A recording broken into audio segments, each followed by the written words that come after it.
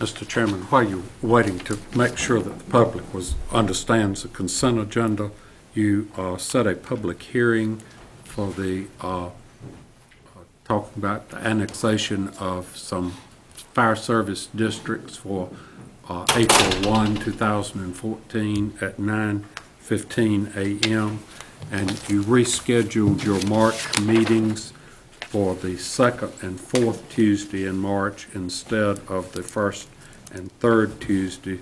The meetings will be held here, but they will be on the second and fourth Tuesdays, not on the first and third Tuesdays. Otherwise, the same time and place. And you also were conveying an easement to Piedmont Natural Gas for a line over some property that you had acquired with FEMA money, and FEMA has approved that. Mr. Darty. Since we have a few minutes there, Council, could I inquire, I read in the paper with some concern that I had violated the law, and I wanted to ask you whether or not, in your opinion, by our 7 commissioners appearing at the school board, whether or not that was in fact a violation of the open meetings law. It is my opinion that if you were invited and you attended at the invitation of the Board of Education and that the Board of Education had properly advertised its meeting and you were not discussing county business and acting on county business, that you were not violating the open meetings law. You certainly can go anywhere that you want to as long as you're not meeting as a board. Well, I feel better. Thought the sheriff was going to come and arrest me. Thank you, Mr. Chairman. We're close enough when we start, Marshall. We've got about 30 seconds. Anyone got I'll get anything they ready. can say in 30 seconds? Mr. Mayor. While we're waiting, I saw something looking through the information on the Eastern Region projects, Ms. Marshall and Pam. Fremont has a revised project list, and the one that's showing here is not the new revised. It's in the folder, the one that you received. Okay. I want to make sure we get some copies to the commissioners of the revised before we. You have that at your place, your individual pages. We got that in after Ms. Holt had done the. Okay, I got so much stuff on. I do. I hadn't found, I'm It's now sorry. 10 Thank you. o'clock. Thank you. It's It's 10 o'clock, time for the public comment section. If anyone wants to make comments, come forward now. You'll be allowed 4 minutes. State your name, address, and phone number, please.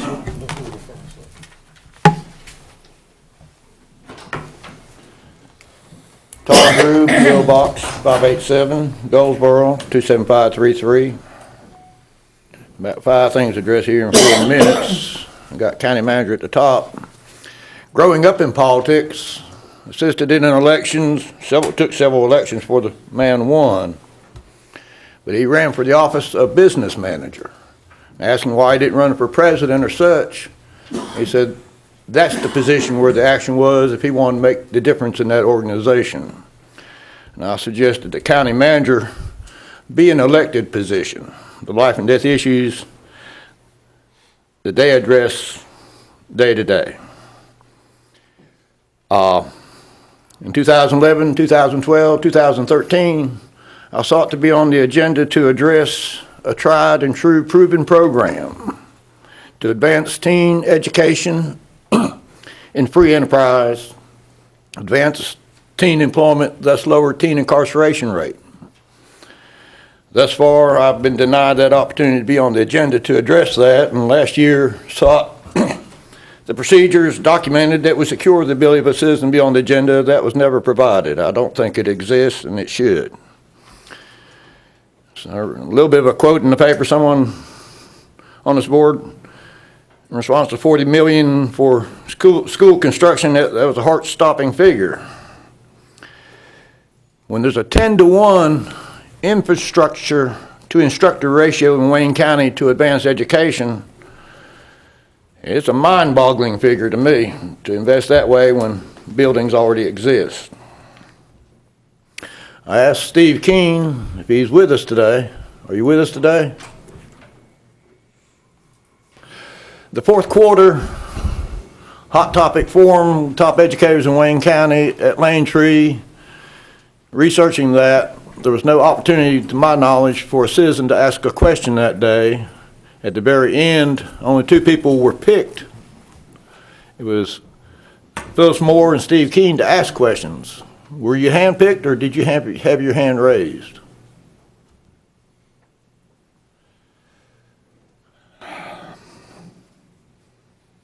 I have proactively made multiple efforts to secure from leadership, education, commissioners and such their definitions of the word forum, and do they recognize the forum as the foundation of education democracy. As I did last meeting, no known response. As I said, when the word forum is missing from the books that teach government civics, the most fundamental word to education democracy, securing democracy's most valuable resource, the ability to apply all minds to all problems, come up with the greatest solutions, is a major problem in education. One of the last comments I made, last public comment, for the tragedy in Rosewood, and a couple days later after that, one report quoting an educator in Rosewood stating, "We'll never know why." Then the following Sunday, News Argus editorial reaffirming that we'll never know why. My suggestion was for the News Argus that following Sunday to do an editorial to explain why we'll never know why. I did end up, not all doom and gloom, been on top of a creative and constructive solution to solving that problem, to explore the causes and cures, that if we can begin stabilizing it within 30 days on a shoestring budget. I wonder if any of these commissioners understand what I shared. Also, welcome their understanding why 427 is censored from the bulletin board at WCC. Other people's lifetimes are up. Anyone else have any comments?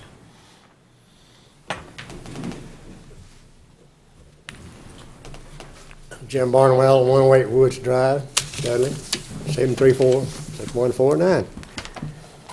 Hard to follow that, Speaker. Don't even understand what he said. But I would like to give you a little lesson in history of Wayne County. Many, many years ago, the county commissioners decided to go to the county manager system. And they hired a guy by the name of Wyman Yelton and a planner by the name of Bruce Payne. They was 2 of the biggest dictators I ever laid my eyes on. They wouldn't speak to, wouldn't have anything to do with you. So a group of us formed the Citizens for Better Tax Control. Wasn't too long after that, they was gone. What I'm asking you to do, I know you got to hire a new county manager. He needs to be public friendly. He needs to be able to talk to the people in the county. Will Sullivan came in, and that was one of the best county commissioners I've ever had any dealings with. And Lee Smith came in. He's very friendly. Always talk to you. And I do not want to see a puppet in the county commissioner's seat, a puppet to any political party. I don't care whether it's Democrat or Republican. Wyman Yelton, in my opinion, was a puppet of the Democrat Party. He did exactly what they wanted him to do. He wouldn't have nothing to do with us. I do not want to see that again, regardless of the party. Any questions? Thank you for your comments. Anyone else have any comments? If no one else has any comments, I move that the public comment session be closed.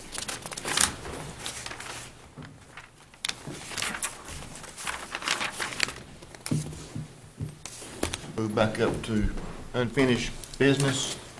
Have a presentation from Davenport and Company. Mr. Parker and Marcia, if you would help us out on this.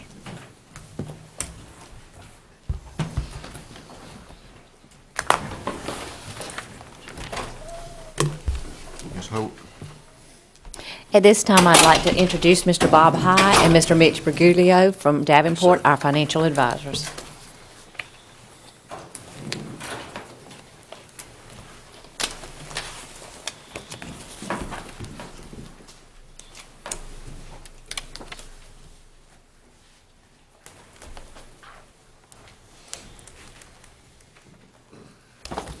You would give us just about 10, 15 seconds for Mr. Doherty and Mr. Mayo to get back, please. Yes, sir.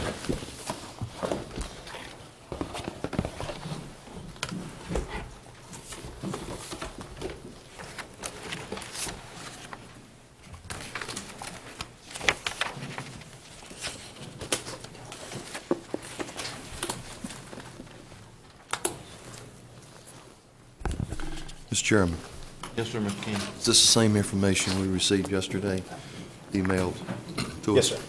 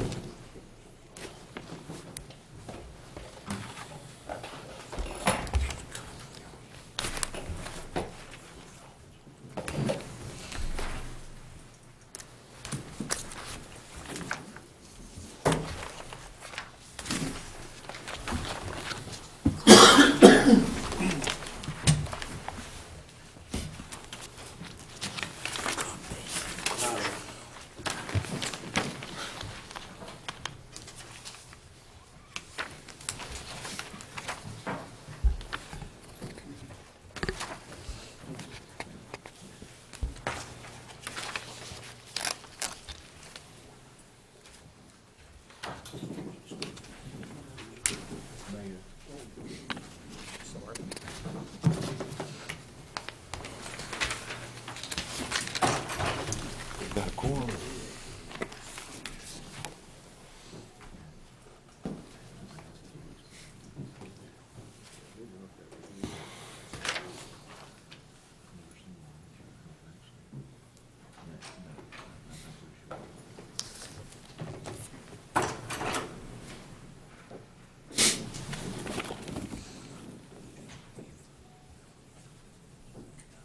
Please be patient with us just another minute or two, and after Davenport presents their presentation, we will take a short break. Too late.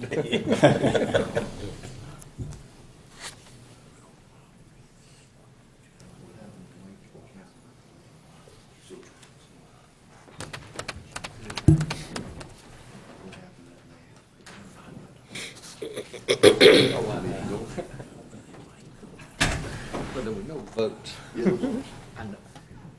You know that.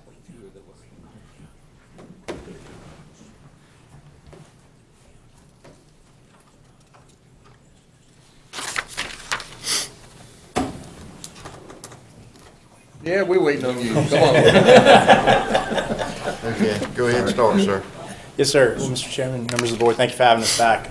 My name is Mitch Berguglio with Davenport. You all know Bob High. He's my colleague with me. A couple weeks ago, Ted Cole and I were here, and we presented a couple presentations to you, and y'all gave us some feedback and asked us to come back with some additional numbers on just the school project information we discussed. So that's the information we have for you here today. At the last meeting, we discussed 5 school projects that y'all would like to look at. We had the 3 renovation projects. These project cost estimates are from the schools. The central attendance at $1.8 million, Spring Creek Elementary at $3.85 million, and Charles B. Aycock at $6.6 million, for a total of $12.3 million of school renovation projects. Those are the 3 projects that y'all have been looking at. Secondly, you asked us to look at the construction of 2 new schools. total of $30 million, so $15 million per school. No assumptions have been made about what goes into those schools, whether they're high performance, non-high performance, what's involved in the construction of the schools, classrooms, et cetera. Just a flat $30 million for 2 schools, $15 million per school.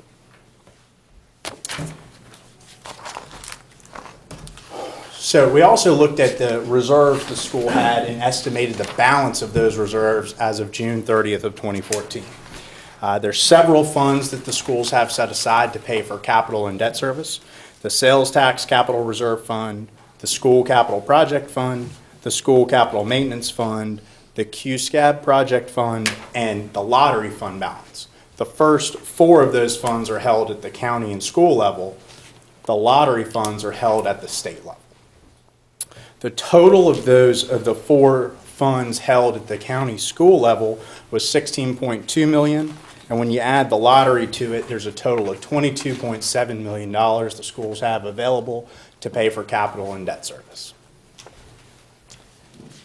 So with the project costs and understanding those reserves that were on hand, what we were asked to look at is funding the 3 renovation projects with school capital and debt service reserves. So in the chart on the top right corner, this is the sources and uses for the renovation projects. We've assumed that the $12.3 million of renovation projects would be funded first with $6.5 million of lottery funds. That's the balance as of January 24th, according to the school clearinghouse. That's our best estimate at this point in time of where they'll be at June 30th, 2014. So we've pulled down all of those lottery funds available. Those are held at the state, and there's some discussion about how long those funds will be available. So the idea is to grab those all as soon as we can. The remainder of the $12.3 million is assumed to be funded with other school capital reserves from those 4 accounts we discussed on the prior page. That would leave the balance of the remainder of school capital reserves at $10.4 million. So we would be using $12.3 million, that would leave $10.4 million. The new school construction is assumed in this case to be funded with limited obligation bonds. The direction was to look at a debt financing for that $30 million. We've assumed a limited obligation bond issue in this case. We've assumed that would close sometime this summer, and we've assumed current market interest rates as of today. Those current market interest rates resulted in an all-in interest cost of 3.94%. So right at that 4% level that we had been talking about for an installment limited obligation certificate of participation last go around. You can see in the bottom right, this is the sources and uses for the debt issuance. We're funding $15 million for each school. We've got an assumption in there for cost of issuance. There would be fixed costs and variable costs associated with a limited obligation bond issue, and we've made an allowance for those. You can see up top under sources of funds, the par amount is $28.1 million. That's because of the interest rate environment we're in. Investors are willing to pay a premium for bonds, and you will have to pay a higher coupon for that premium. But when you factor all that in, they're willing to pay you more than $1 per, they're willing to pay you more than 100 pennies on the dollar for your bonds, which results in you having more money to fund the projects and having to pay back less debt. The total debt, I know that's a lot. I just didn't want you to be confused by why we're only issuing $28.1 million of bonds. We're still funding $30 million of projects. You will pay back all the debt service on that. You will just end up paying less principal and more interest due to the bond pricing. So, Mr. Chairman, can I ask a question? Mr. Doherty. I hate to interrupt your flow. no, please. But if I'm understanding you correctly, that our obligation would be 28.1, but we actually are receiving a little over 30 million. Yes, sir. You would receive $30.3 million in proceeds to fund the $30 million of projects and the cost of issuance for your bond issue. And the par amount you would issue would be $28 million, $28.1 million. That would be the principal amount of the bonds that you would have to repay. Okay. We'll get in, on the next page, we'll talk about the total payback, including interest. Okay, so 28.1 million to fund the 30.3 million of projects. On the next page, we look at the total payback. So we've got the chart principal, interest, and total debt service. So you can see in the aggregate, 28.1 million, that's the principal we talked about from the prior page. You're paying interest of $14.48 million for a total debt service payback of $42.5 million. Associated with the new schools is also, there'll be additional operating costs as well. We reached out to Wayne County Schools and they gave us an estimate of $850,000 per school. That would be all in with staffing and energy and all other costs. So we've assumed in the first year of operations, FY16, we've assumed $1.7 million, and we've grown that at 1.5% per year. So if you look on an annual basis, the first year you would pay principal and interest and begin operations of the school, you would pay $2.6 million of principal and interest, another $1.7 million of operating costs, for a total of $4.3 million.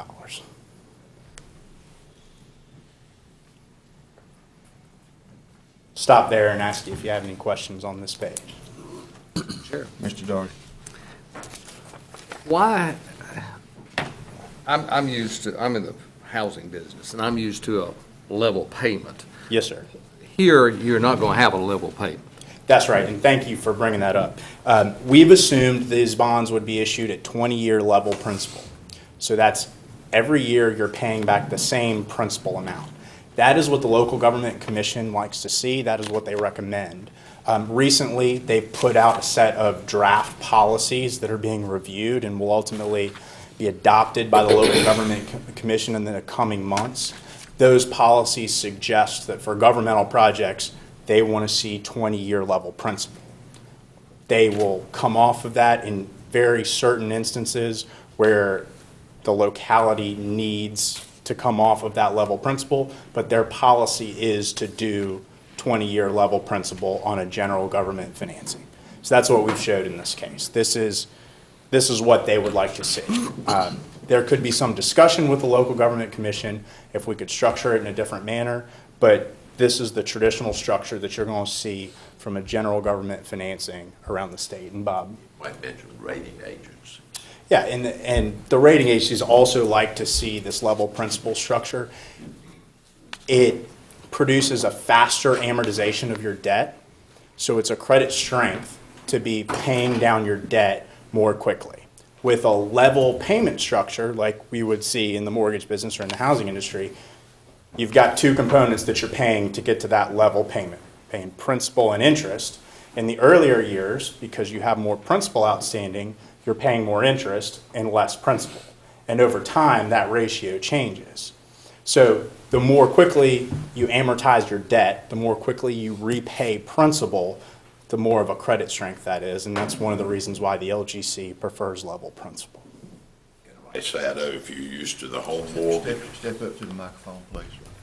if you're used to home mortgages, the reason there's a difference, I think generally people consider the home mortgages being an individual's largest purchase, and they're probably not going to buy another house without selling the one they're in. With governmental units, we're looking at that need. You're going to need more schools, you're going to need jails, you're going to need things. So it opens up your debt capacity. You regain debt capacity, the ability to meet future needs faster when you do a level principal. And again, the rating agencies normally, and I think we provided you all with documents that reflected what the normal payback, 10-year payback is on taxable debt, and it's normally 60 to 70% of most government's debts paid back within 10 years, the principal. Could I follow up? Yes, sir. Mr. So Doherty. if I'm understanding, basically, this is what's recommended in regards to financing versus a level payment. This is what the local government commission, and Bob, you feel free to jump in. This is what the local government commission will start with. This is what they will say they would like to see. This is their recommendation, and this is how most financings occur. General government financings occur around the state. Yeah, and they've just written that policy and had it out for discussion and all, so, and that's coming not necessarily from the staff of the commission, but from the local government commission. And there are itself. instances where you can come off of this level principal structure. It requires conversations with the LGC, meetings, and discussing with them why it's important to come off of it. And ultimately, the question is whether you can get them comfortable with that or not. Well, I don't want to get too far ahead of myself here, but I generally do. I was comparing based upon the overall payment affordability. And if on one hand, we're looking at a lease that has level payments at 3.4, and we're comparing it with a principal first payment type method that's not level payment, it kind of skews the results a little bit in my mind. Yeah, and Mitch, I think before the analysis we had done for you, they were both done on the same basis. Right. Now, this one, there is no comparison as such because that isn't what we were asked to do at the time. Agreed. This is just looking at $30 million of new schools, flat 30 million, financed with a limited obligation bond, and we've amortized it how the local government commission would generally like to see it. We can certainly look at it a different way if you'd like us to, but ultimately this, we feel comfortable that we can get this principal structure. This principal structure is not going to cause any problems, not going to have any issues at the local government commission. So we felt comfortable with this, that's what we've assumed. Certainly, there could be other structures that we can talk about, and that would just require conversations with them.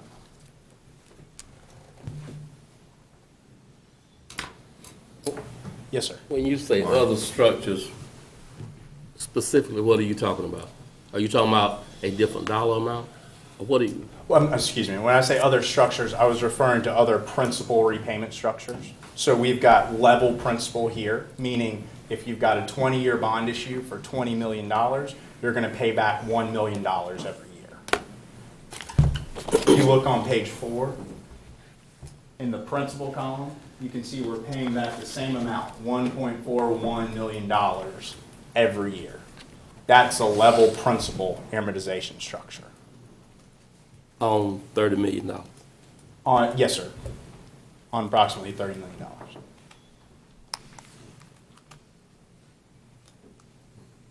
So on page 4, you've got 6 columns. The first column is fiscal year, when your payments are beginning.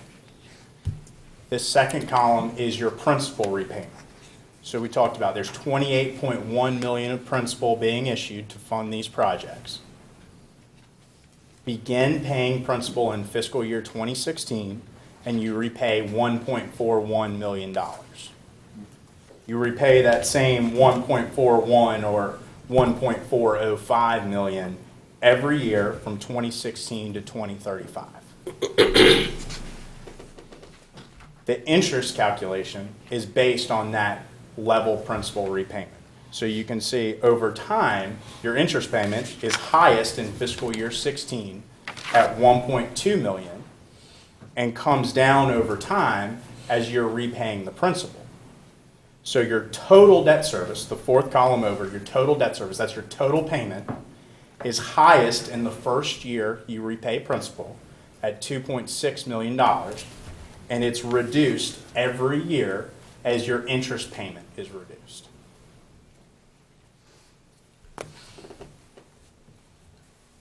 So for this discussion,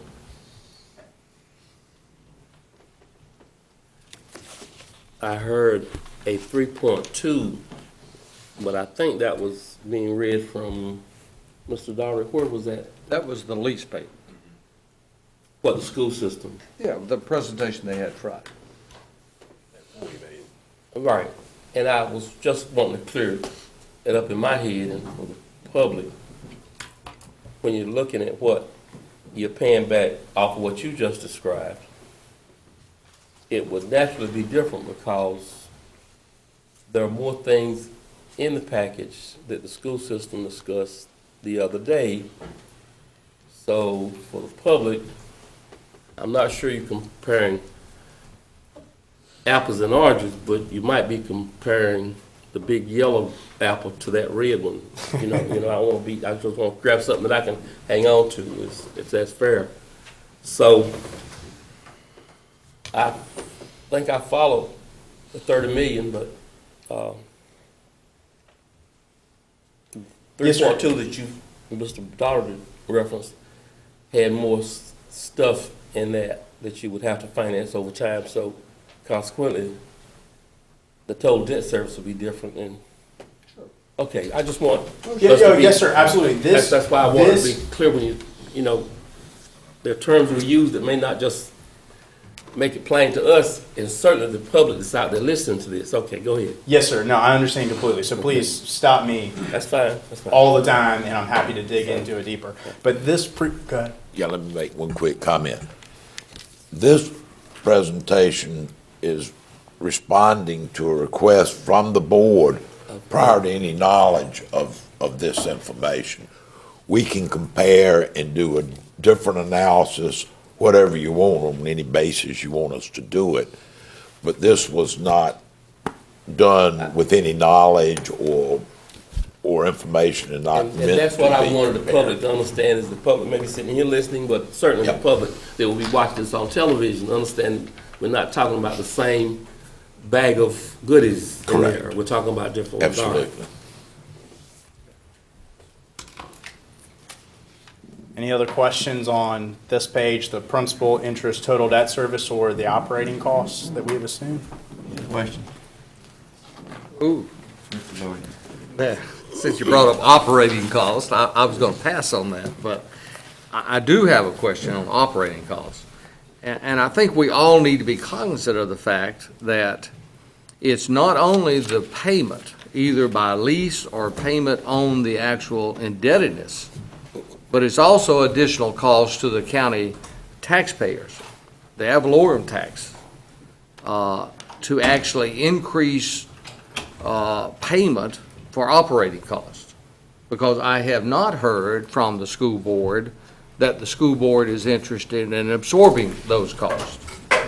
And with that in mind, that makes things a little bit more difficult, because you're looking at a $1.7 million in cost, and I understood you to say that was to include utilities.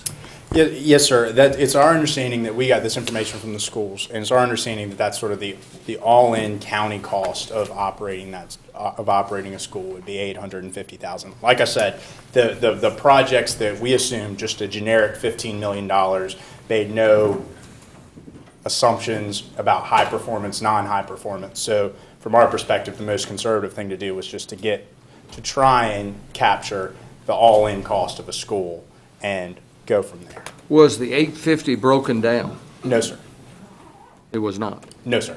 So we don't know whether or not there's $200,000 worth of electricity in that 850. No, sir. Ma'am, come up. I'm sorry, I think we need to know this, though. I got an email on one snowy night, wanted a total general idea of what the operating cost would be, assuming non-high-performance schools, which included the electrical cost, of which I estimated around $850,000. It was not asked to be broken out, but I can tell you I was estimating about $165,000 to $170,000 in electrical cost in that. The rest was personnel. About $170,000 in Yes, sir. electric cost. Per school, Per school. yes, So if we went with the recommendation of the school board, we would not have that cost. absolutely. Are there any other costs that could be reduced off that 850? My number is worst-case scenario, because as a school system, from year to year, I don't know what my state funding is going to be. I can assume today, which as I move forward into next year's budget, that my state funding is going to remain the same. But you know as well as I do, until the General Assembly hammers down, that's when I find out what my state funding is going to be. Could we absorb some things? We might can. I can't sit here and guarantee you, yes, sir, I can. So I'm giving you worst-case scenario. That's the best I can do today. I don't want to go on record saying, yes, sir, I can handle every bit of those personnel costs, because I don't know that I can. I understand. And for those listening, could you state your position? I'm Nina Barwick with Wayne County Schools, and I'm the Assistant Superintendent for Fiscal Services. All the money, all the business. Goes through you. It's mine. So you are employed with the school system? Yes, sir. Okay, All right. just want to make sure. Thank you. Thank you. Thank you, Ms. Barwick. Thank you, Mr. Chairman. So we've taken the information here on page 4, the debt service and the projected operating costs, and we've dropped it into an analysis, which is something similar to what y'all have seen in the past from us. And again, apologize for the small font here, so we may need to look at it on the piece of paper. And, but this is trying to identify the debt service and capital requirements, in this case, of just the schools, debt service and capital requirements, the restricted revenues that are available to pay for debt service and capital requirements, and see what the impact is on the annual cash flow. So I'll walk you through here from left to right in each of the columns. We've done this on a fiscal year basis in column A. Column B is where we've layered in the existing debt service for just the schools. This does not include any county debt service. This is just schools. Column B is the existing debt, and that's the qualified school construction bond that y'all issued. Column C is the CIP debt service. That's the debt service associated with the 2 schools funded at $30 million. That's a total of $42.5 million, which is directly from the prior page that we walked through. Column D and E are just empty placeholders. Column F is the school pay-as-you-go capital. So in 2015, this includes the $12.3 million of renovation projects, the 3 renovation projects that we discussed earlier, plus the annual pay-go maintenance and capital that the schools invest. That's all totaled up in column H. So B, C, and F are totaled up in column H. The first year you can see it's $16.3 million of requirements, because again, it includes the $12.3 million of renovation projects. Columns I through M are identifying the revenues available to pay for those requirements. We've got 2 revenues identified here. These are restricted revenues available to pay for school capital and debt service. Column J is the restricted sales tax, approximately $3.99 million per year. Column K is the lottery dedicated to debt service and capital. We've got that in here at $1,071,000. That's a direct offset of column B, which is equal to the qualified school construction bond debt service. Now, I can tell you that in fiscal 13, that lottery money came in slightly higher, around $1.3 million. For purposes of conservatism, we've assumed the $1.07 million as a direct offset to the qualified school construction bonds. So we've got the total of all of those revenues available in column M, that's $5 million.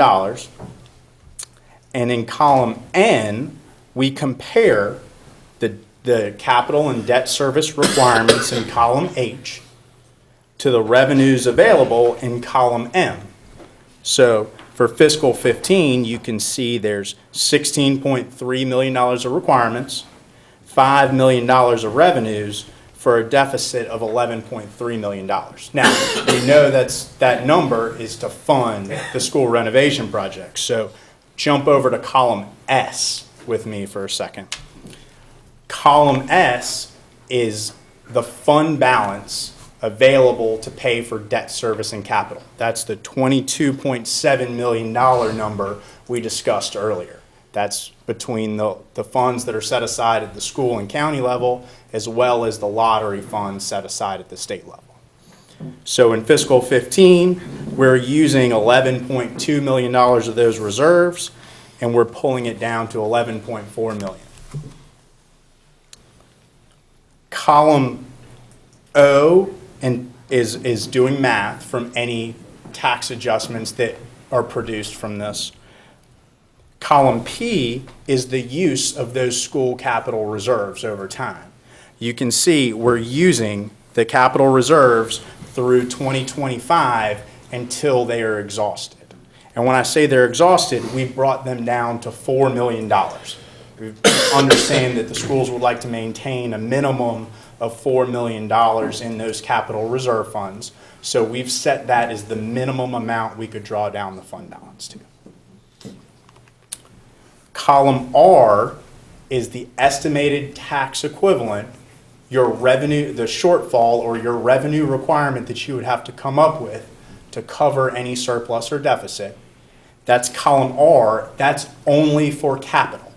So here we're talking about existing debt service on the 2 new schools, and the restricted revenues available to pay for those debt service, as well as pay-as-you-go capital.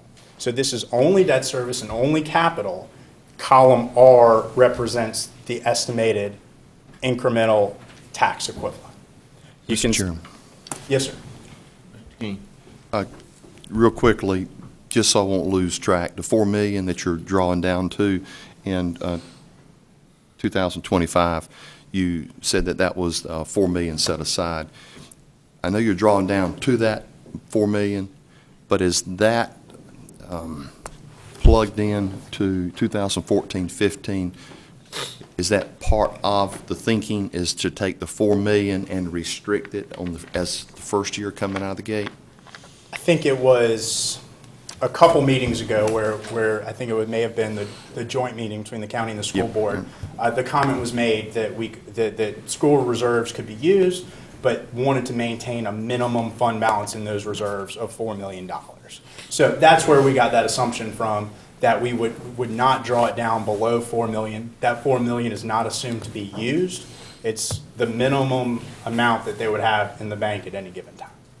Okay, my question, I guess, to look into the future is that if we do go through with the plan, that $4 million possibly, if it is restricted, that it's indicated so coming out of the gate, $4 million in 2015-16, in case it all goes south and we have to use it. So I would like to know of the restricted pattern that the school board would use on that $4 million. Would it be restricted to save, or could it be used to pay some of these other items?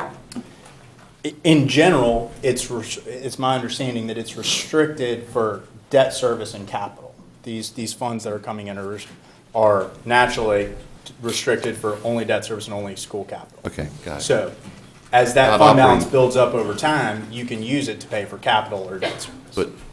But not operating? That's correct. That's my Okay. understanding. Okay, right. Thank you. I got it. So column R is your revenue requirement, and we've stated it in terms of an incremental tax rate equivalent.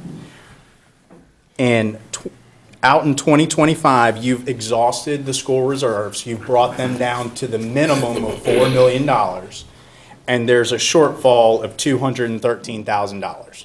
That's the equivalent of about 0.25 pennies, so a quarter of a penny out in 2025.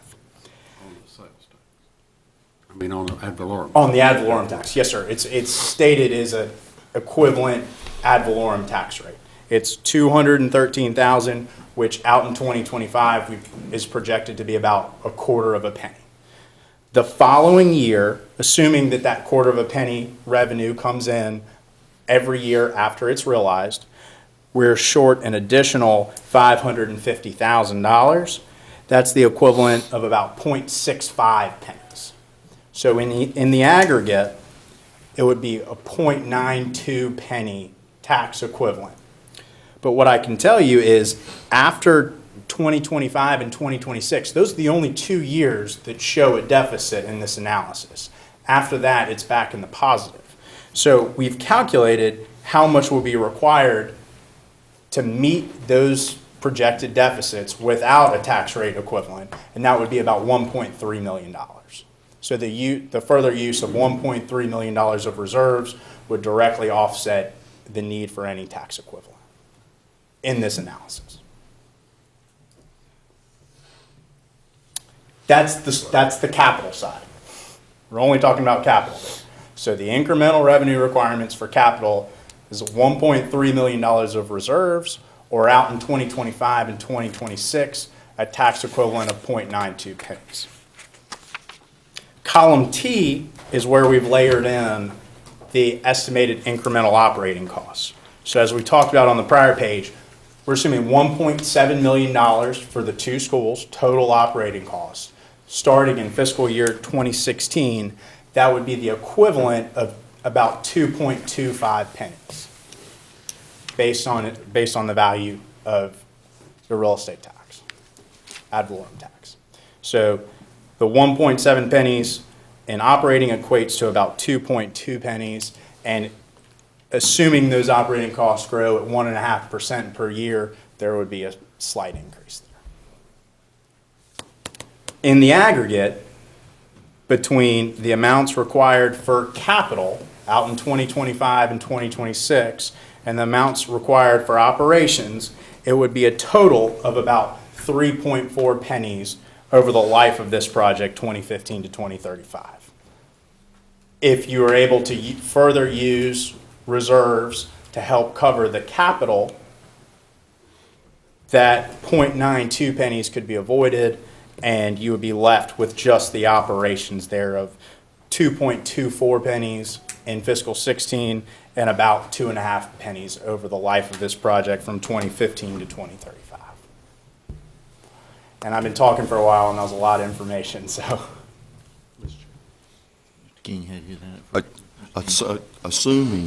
Assuming that the lottery funds as projected here stay the same, and assuming as the sales tax receipts stay the same.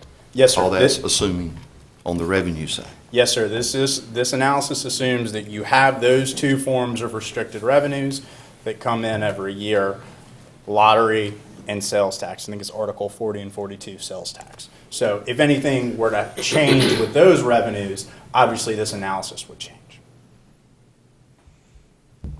Have you, as an overview, to follow up, Mr. Chairman, as an overview, as Davenport has looked at this for a good gracious 7 or 8 months now, and I appreciate all the work that you guys done, but it's interesting that the way that the lottery funds, in particular the formula that was adjusted in September of last year in the General Assembly, moving from a 50, 40, 10 formula, is that the 40% now is being talked about in the General Assembly, particularly in the short session, and possibly into the coming year, is that the 40%, as I spoke to Representative Leo Daughtry last night, Mr. Payton and I did, and in reference to the lottery funds in Johnston County, that 40% may be moved down to somewhere in the neighborhood of 25 to 30% adjusted to make room for IT in the educational arena. So, Johnston County prepared for a $4.5 million annual payment from the lottery and ended up this past year with $2.3 million. And, they're in the association, of course, as you know, the North Carolina Association of County Commissioners took this and championed this last year to hold on to that 40%, to make sure that 40% stayed as is. So I was just curious that you had projected lottery funds, and of course the report, the lottery proceeds that we have in the last 5 years have gone from 2.4 million down to 1.3 million just in 5 years. So I guess with all of that, I was thinking it's, instead of giving a 20%, be more realistic and probably give us instead of a 20-year, be more realistic and giving us something like a 5-year plan, and to look at just 5 years and what is real and probably anticipated. In terms of just the lottery, or in terms of revenue, and where we would be as a commission as far as revenue. I'm just concerned about sustainability and the revenue source. Okay. So and we could certainly run that case if you wanted to look at what does this plan look like if Article 40, 42, restricted sales tax and lottery go away after 5 years. What would that? Sure. What sort of equivalent tax rate would that be? And only because that we've assumed this, and you're working on the property tax or ad valorem tax, where I'm concerned as a commissioner is that when do we raise the property tax? Yes, sir. To take care of the losses. That speculative for sure on the lottery side and sales tax. But then again, sales tax could be raised also. But if retail sales aren't there, no good to raise sales tax. The retail sales aren't there. So, and I was just interested in when you're starting to talk about property taxes. And maybe not go out 20 years, but give us more of a 5-year look. Okay, happy to run that. Thank you, Mr. Chairman.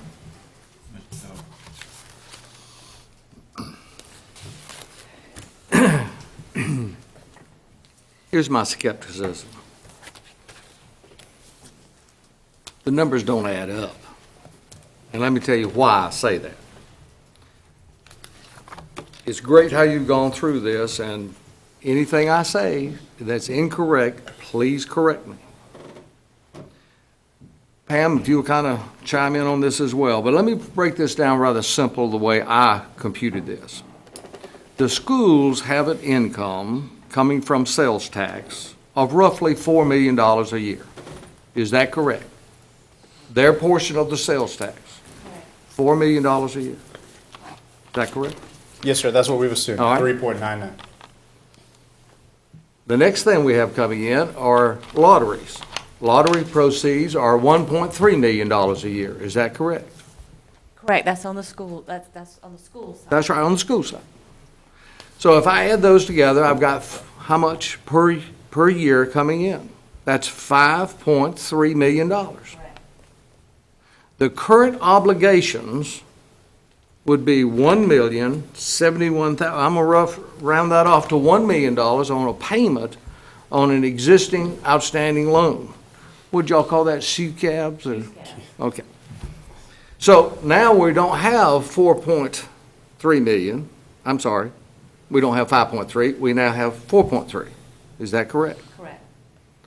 Now let me reduce it one more time, and that is what you are analyzing and stating $1.99, $2 million a year that goes to their Capital outlay maintenance. capital outlay maintenance. Now, I have to take that away as well. Is that correct? Yes, sir, you have to, that's, You in have to this back that analysis, away. we've assumed. Now, how much that money have I got left on an annualized basis? Around $3.2 million, How much? around 3.2. Well, your addition is different than mine. Or did I, 2.2, did I do that math wrong? Okay. You had 5.2, I got 5.2, and I'm Took away taking away 1, so 4.2. 4.2. And I'm taking away 2 million, so I got 2.2, 2.2. sorry. There is my heartburn, guys and ladies, and that is you only have 2.2 left of income coming in, and yet we want to sign a lease payment for 3.2.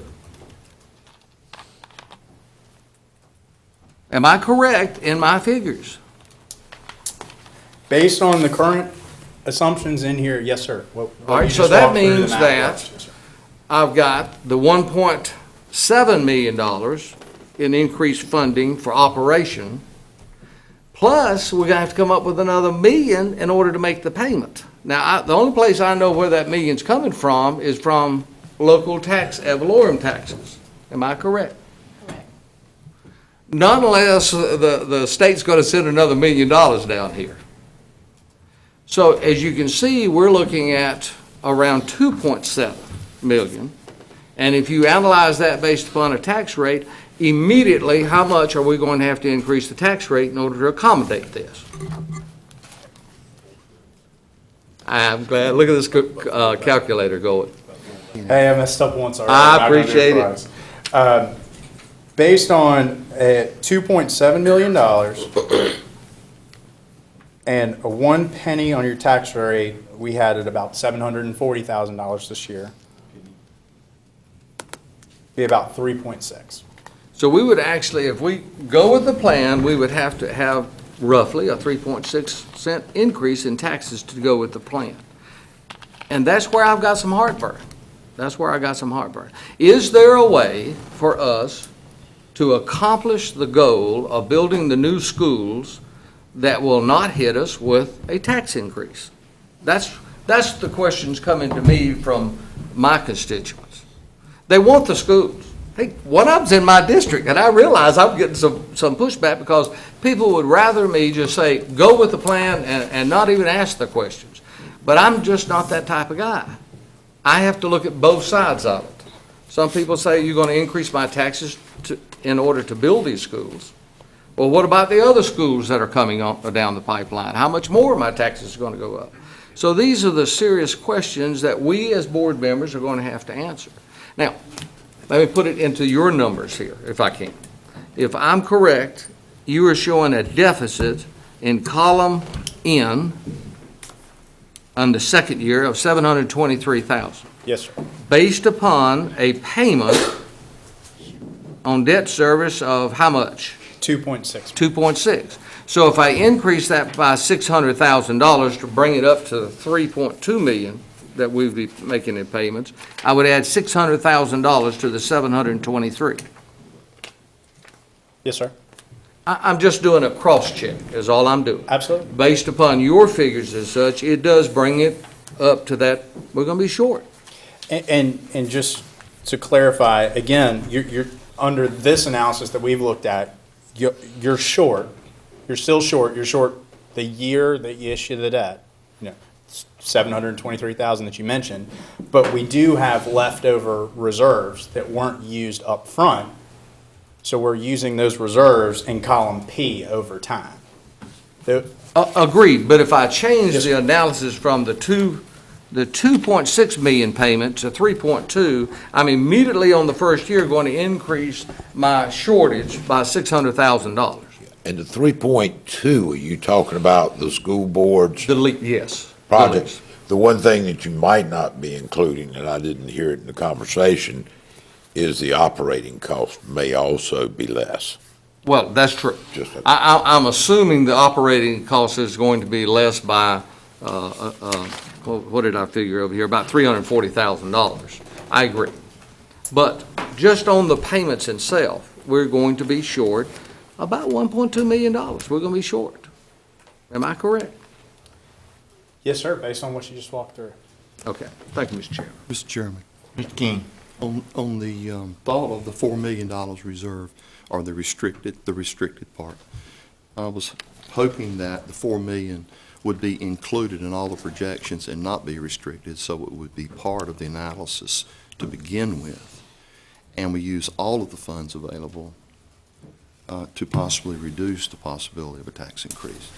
Yes, as we sir. move forward. That was the questioning before Mr. Daugherty brought that to light, is that if we can use all of the money going in, it not be so possibly restrictive, that maybe we could drop that. Based on this analysis here, the $30 million of schools, we've kept that minimum of $4 million. But if you were to be able to tap into that, if you used $1.3 million of that, you could avoid that tax equivalent on the capital side. Those funds are reserved for school capital and debt service. So on the operating side, you can't tap into that $4 million to use for operations, but you can tap into it for the school debt service and capital, which approximately $1.3 million would eliminate that tax equivalent. Mr. Mark. So in that scenario that you shared there, given because that 1.2, I think Mr. Dar was talking about, that's in the first year? It's not a recurring 1.3, second year, third year, fourth year, it's in the first year. Is that correct? Every year. There would be some recurrence. If y'all would like to see a case with different assumptions, we're happy to run that. We just need the assumptions that y'all want to see. And I'd feel better I having it on understand that. paper We in don't front want of to you. put you on the spot, because each time you get a different set of figures, it forces you to try to see if you can analyze it to justify or to enlighten whatever the need is at that moment. I couldn't help when you were talking about the possible tax increase, and it caused me to have a better memory than I probably have. But if this county was to fund everything that you all had on a printout some months ago, help me now if I'm wrong, but didn't that figure come up to having increased the tax rate by about 16 cents or something in that range? I say that because to get done what this county needs to get done, I think the citizens just gonna have to realize that the money will have to come from someplace. And we can talk for the next year on if the lottery funds don't come and if the sales tax doesn't get here and if the sky's falling. But at some point, we're gonna have to fund some of it now and some of it later.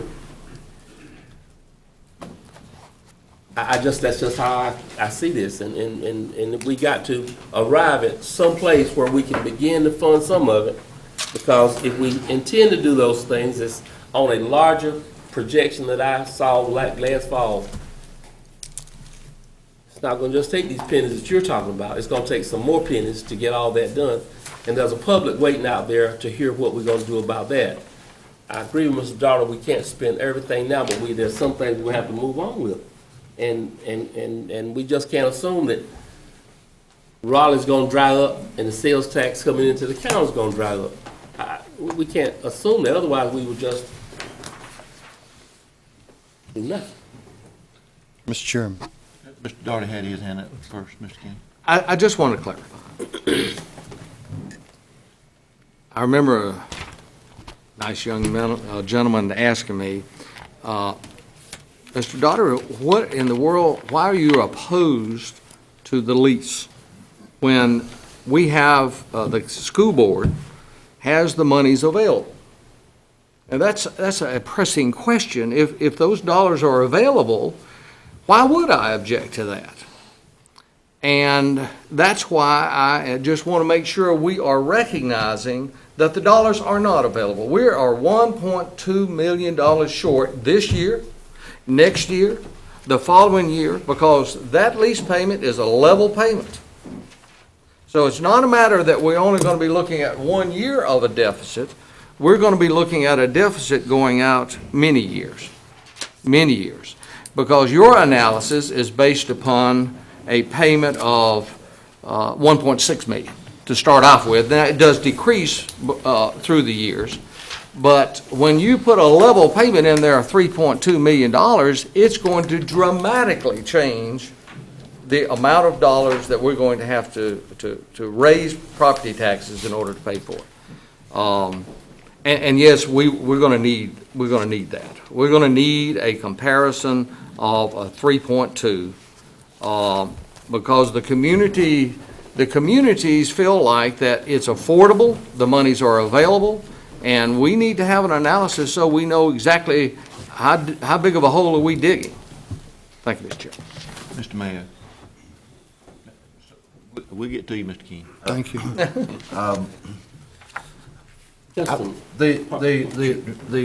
The question I have is that I like to see is that the Board of Education presentation from the company the other day, am I correct? Was that $40 million for 2 schools? Is that correct? That they presented? The cost of the schools? What was it? That's Okay. I'm sorry, that was roughly the amount financed.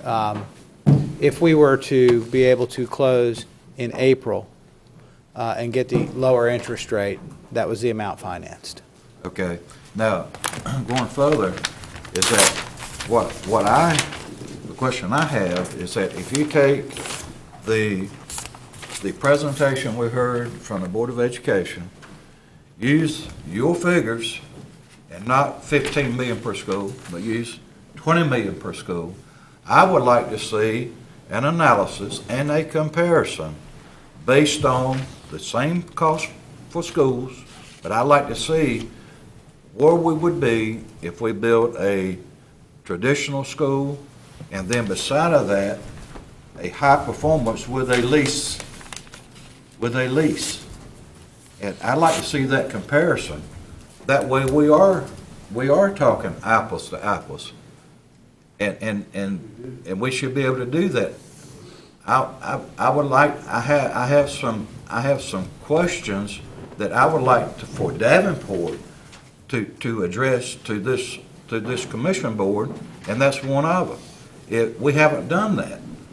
We haven't done that. And the key is, the second question is, in my mind as a commissioner, and don't forget now, I'm for schools. I want to build these schools. But I like to see that comparison, but I would also like to know if Davenport, what is your experience with, or if any, with schools built on a lease purchase? And we certainly have hired you to probably answer those questions at some point if we ask that. You ask a question, I want to hear his answer. Just for clarity, lease purchases are done routinely for schools, installment purchase contracts. They're done all over this state, have been since the 1990 Wayne County case related to your courthouse. But this is not a lease purchase, this is an operating lease. This is a different arrangement altogether. There, in the terms of the lease, you're not acquiring capital value, even though it will turn over at the end of the lease. But it's not one that you automatically get title. So it's a totally different transaction than a lease purchase. This operating lease. We have participated in one other lease financing like the one described here. It did have a few different components that this financing doesn't have. It involved new market tax credits and a qualified school construction bond, which is a different type of bond issue than we would be talking about here. But we have participated in one of those and down in Hope County. Going back for a second, sir, you mentioned a couple things up front that you would like to see a comparison of a traditional school versus a high-performance school. I guess maybe now's not the time, but if you could just sort of give us the assumptions you'd like to see there, what sort of project costs you want to see compared to what sort of project cost to project cost, what you'd like to see, and we can do that. Well, reply. The figures on the leasing of a school is, and I've been in private business. I lease equipment all the time for my business and have, but I quit doing it for the simple reason that I have some questions here. And I've expressed these at the Board of Education meeting Friday, is that I see a school under the lease agreement that is only 4 years old, and we are being told that we're not going to have any power bills or anything of that nature, which may be true. But I asked the question directly. What history do we have? What's going to happen after 20 years? What can we say after 20 years? And the quote was this: we should not have a power bill. Not we will not have a power bill, we should not. And that is where I, as facilities chairman of the facilities committee here in Wayne County, that's where I have some questions, is that where is the history on this particular type of lease? And so that's the only question I have, is that the history is not there. I want to build these schools. I think the schools themselves, the construction is fantastic. But I do have some problems with the fact of the leasing and what's going to happen in the future. Now, yeah, we don't have a crystal ball. We need to probably look at the possibilities of lottery funds may not be there. But the other thing is that you have to look at the worst case as well as hopefully the best case. And that's what we do as commissioners. So those are the only issues that I have as far as the longevity and what's going to happen. Or are we going to spend more for school maintenance after 20 years and lose all the credits that we have gotten the first 20 years by not having a power bill? No one can answer that. It doesn't have a history. So that's the only question I have. I want to build a school. King. Thank you for your presentation. Yes, sir. For what I've gleaned from all you've said, it reminds me of 14 months ago, the board, set its priorities to set a course to improve education. And you guys have worked diligently with this board for the last 14 months. I know further than that past, but especially since we've put education as a priority with this board, and to create jobs and to cut the tax rate and to reduce unnecessary spending was a very big priority. And I want to applaud this commission for cutting $1,860,000 from the budget last year. And we have already come out of the gate wanting to cut another million this year in spending and unnecessary spending that could affect the programs that this county has. Some of the programs. And that goes back to what Mr. Daugherty was saying, Commissioner Daugherty, about the $1.2 million or the $1 million being short. We can find that, Mr. Daugherty, in this budget this year. I'm certain of that, being a commissioner since '08 and understanding the spending habits. Since '08, I'm confident that we can cut another $1 million this coming year in our budget. I'm very confident in that. Now, in what another commissioner had mentioned is what we can look at for the future. And that being said, we are going to have to sacrifice. There are a lot of uncertainties in this package. You've done a great job, and I appreciate all the work that you do. But it's sacrificing to get what we want. 8 months ago, after working long hours and securing our budget, as you know, we did just that. We worked a lot of hours, as someone said in a local paper. Is that I don't know? We spent 800 hours or something. It was unbelievable. But my journal says we spent longer than that, or I did. But this month, after waiting in years past, this board again proves that investing the $12.6 million in school renovations that you brought out and you've put down here. Considering building 2 brand new schools this month. In fact, that we're enhancing the most precious and valuable asset, children. And I really appreciate all this today. But Mr. Chairman, the future right now in advanced education and what I've heard performance schools, I've always thought performance was the kids' grades average when they come out of school. The teachers, I know green schools are green schools, but when I think of performance, I think of kids. I think of the children, the teachers, and the hard hours, long hours that they put in their schedule to get these kids to perform better by taking these tests. But today, this advanced education and this quality of life today in these 2 communities, Spring Creek and Grantham, are really held in our balance, in the hands of us. It's really held in the balance of this board. Therefore, Mr. Chairman, today I move that we support and approve the school board's recommendation to build the Grantham Middle School and Spring Creek Middle School in compliance with DPI, including STEM, but adjust the funding arm by using the design-build method with Davenport's oversight to comply with LGC recommendations. That's my motion. Have a motion on the floor. Any discussion? Mr. Bell. Mr. Chairman, now I think we're getting a little overboard when we start to tell the school what group they're going to get to do it, and that's not our role. Our role is to fund the schools, and it's not to dictate to them as to who they're going to get to build the schools. Now, I think that we ought to adjust that a little bit and decide whether or not we're going to fund whatever they're asking us for. And let's don't get into the which construction contract is going to build the schools.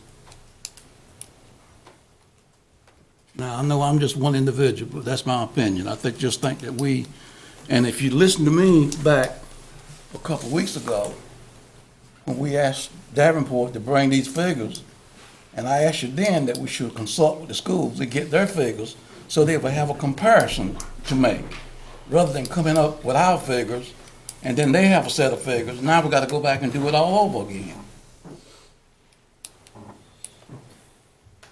So we need to pay attention as to what our roles are.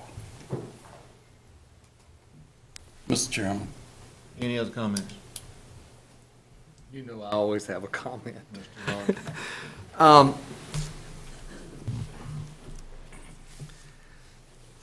Before you start, Okay. Marcia, you keep up with all this now, because I see where we're I did not going. get all that, I'll be quite honest. What, the motion? I move we support and approve the school board's recommendation to build the Grantham Middle School and the Spring Creek Middle School in compliance with DPI, including STEM, but just the funding arm by using the design-build method with Davenport's oversight to comply with LGC recommendations. Mr. Chairman, I would like to Wait a minute. amend that motion.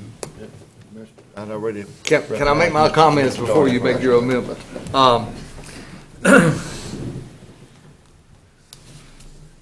Again, I think everybody sitting on the school board, everybody sitting up here on this Board of Commissioners recognizes that we want to build these two schools. So let's say that right up front. Everybody wants to get it done. But the tough thing, it's about like talking to your children sometimes. You got to live within your budget. You got to sit down with your budget at home, and you've got to make some decisions that are tough. But you cannot overspend what you can afford.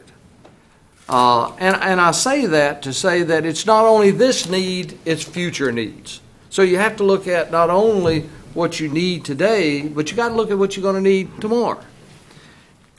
And this decision, the decision that we made here 2 weeks ago, and we moved forward with 3 items off the capital improvement plan, was a great stride. Now come before us, I wasn't thinking that quickly, but we are faced with a decision on these 2 schools. We understand the advantages of solar and geothermal and so forth, but you'll have to admit there are some questions in regards to the viability. And what I mean by that is you can talk to one person and they're saying that it's worth the investment, and you talk to someone else and they say, well, it really isn't worth the investment. The payback on a geothermal, I heard just yesterday from a prominent architect that stated that it was a 20-year payback on geothermal. That same architect turned around and says, Joe, are you aware that DPI requires all new construction now of schools to have a 30% savings on utilities?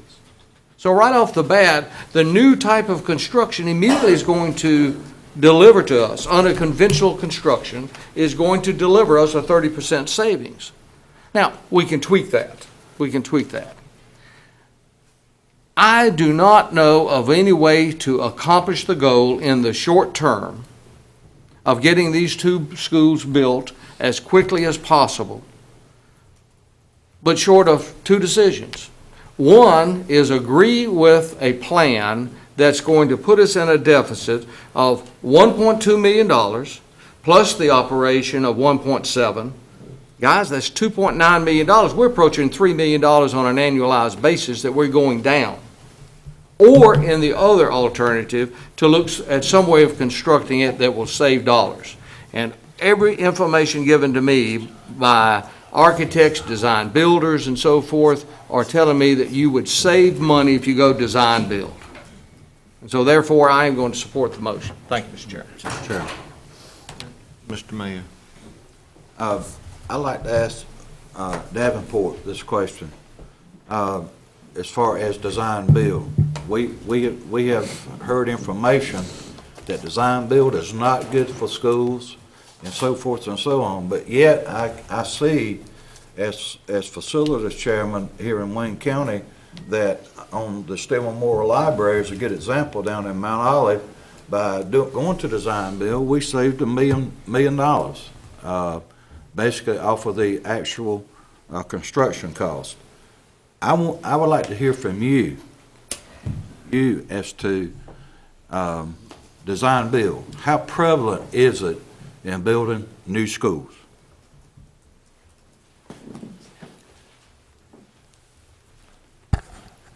we do finance, not architectural things. We do see some design build. I think it's a concept that's been pushed for a while, but, and you hear it both, as you say, you hear people talk both ways. But I think that's really a question for your architect more than us. My answer is more or less hearsay than what I hear around.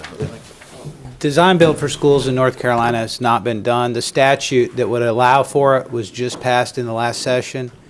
There's not even a test case on the book, so nobody's done it for a school in North Carolina. Please state your name and who. I'm sorry, I'm Robert Ferris. I'm the CEO of SFLA Architects. And the statute, House Bill 857, that allows for design build was just passed in the last session. Let me clarify that I know of in the state, and there's only been 2 schools bid in the state since this last summer that I know of. It's never been done for a school in North Carolina. Follow-up question, do you have an opinion about design build? Yes, I do. Design build, and as I said the other day, my company also does design build. We have a design build group. Design build is a good delivery method for certain building types, warehouses, industrial buildings, things like that. For schools, I would say it's not a very good delivery system. As I've told you, my company also, in our role as developers, we have done some design build projects for building types that were very repetitive, like student housing. Design build is very complex if you do it right. Someone's got to write an RFQ or an RFP. That process is an enormous effort. As I told you the other day, we did that as a developer once, and it took a team of about 10 designers 3 months to write an appropriate RFQ or RFP that could be responded to by design builders. The only reason we did that was because we had a client that wanted multiple proposals, okay? At the end of the day, design build itself does not create value. And that's what we're talking about. How do you create something? How do you create something that would not otherwise exist? That's my definition of value. And I could do these projects could be leased, and we could do design build.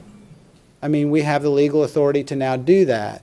So we could lease the school to the school system and do design build. I've chosen, if we move forward, not to do design build because I don't think it would create value. As the developer, I would do the most economical thing I can do.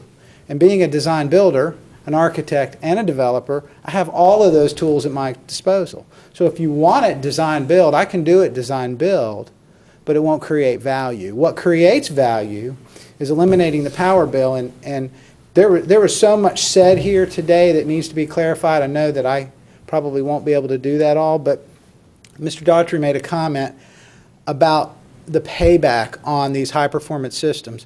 We have to remember that of the increased cost that we're proposing, net, only $3.5 million of that cost for 2 schools is solar panels, geothermal systems, and all of that. And we're eliminating a power bill that starts out at about $300,000 a year, and depending on what inflation rate you use, probably ends up around $1 million a year.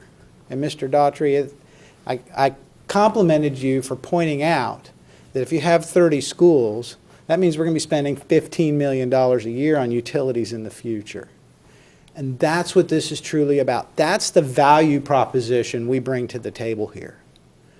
And it isn't about design build.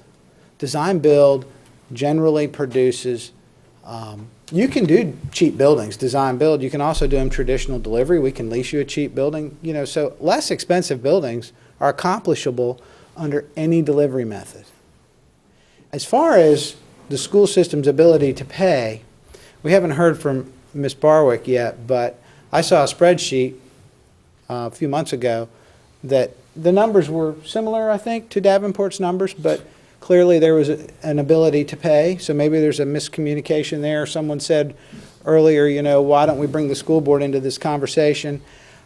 I think that would be wise. I think the other comment about operating costs, you really have to drill down when you talk about school operating costs because so many of those are state-funded positions. state-funded, there aren't very many locally funded positions in the school world. So they do spend the money, but they get reimbursed from the state. For instance, the principal's salary, you know, the state, that's an expense of the school board, but the state pays that. So you have to be very careful when you're talking about operating costs for schools. You have to look at what percentage of them are locally funded. So I think that that conversation needs to be had.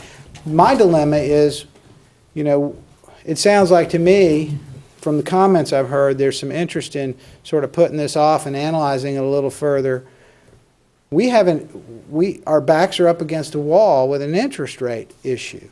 We can get a lower interest rate if we close in April that will be equivalent to the cost of the auditoriums. So we can either move forward now and get the auditoriums, or we can wait and almost assuredly lose the auditoriums. So, I apologize for the commissioners being in that position. You know, I met with the commissioners, I met with staff in early November about this, with county staff, and we were trying to get on the agenda, and I know y'all been dealing with lots of issues, but, you know, now's our moment. If we want these auditoriums, we can either pay the bank the interest or we can pay for the auditoriums, and that's unfortunately where we're at. Mr. Chairman, I don't mean to interrupt, but on auditoriums, that was part of my motion. I said the Grantham Middle School and Spring Creek Middle School in compliance with DPI, including STEM.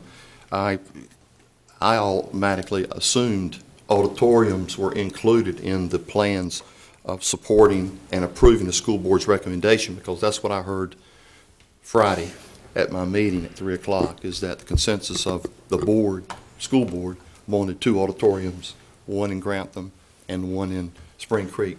So I just want to clarify that in my motion, that included auditoriums. Thank you, Mr. Chairman. Yes, sir. And you know, if you were to do design build, I promise you, you will not start construction this summer. There is no way you can do that. It'll be 8 to 9 months minimum.